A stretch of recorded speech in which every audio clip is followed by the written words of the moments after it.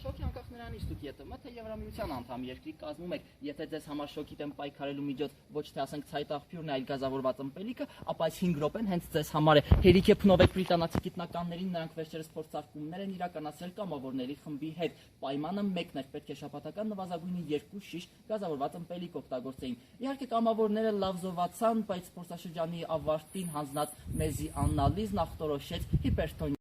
Եթե ես այստեղ խոսում եմ, իսկ դուք շարունակում եք բոյովին, խուցուցին կամ պուպուշին համբույր նվիրել, ապա ավելացնեմ, խնդրու առարկա ըմպելիքներն ավելացնում են քաղցկեղի հավանականությունը։ Տարեկան 380,000 մարդ մահանում է այդ ըմպելիքների պատճառով առաջացած քաղցկեղից։ Հայտնի Կոկա-կոլան ունի ավելի քան 120 տարվա պատմություն, բայց նրա իրական բաղադրատոմսը պահվում է 7 կողպեքի հետևում։ Ներին մացածը հաճախ անորոշ է ու չնչին տուժում է ստամոքսը, թուլանում են մկանային հյուսվածքները և սարերի հետևում չեն կապված։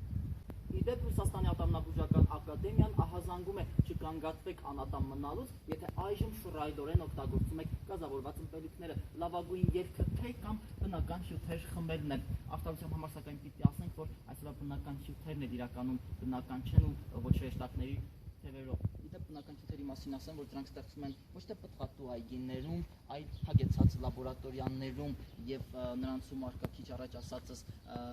նատրիումի բենզոնատը քայքայում են նաեւ միկրոօրգանիզմների ՏՆՑ-ն։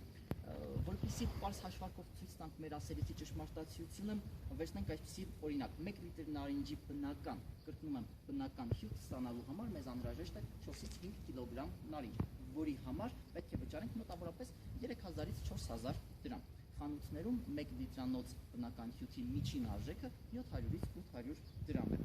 Դրամաբանորեն ստացվում է, որ նրանում օգտագործվել է ոչ թե 18-ից 20, այլ ամենաշատը 1-ից 2 նարինջ, որից տնային պայմաններում կարելի է քամել ոչ թե 1 կամ կես, այլ ընդամենը 0.20 լիտր։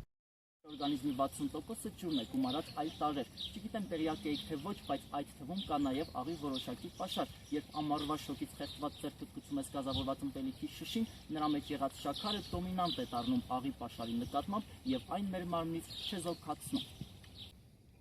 Սա ճշմարտության 5 րոպեներ, ապրիր առողջ եւ նվիրիր համբույր Սամվելին։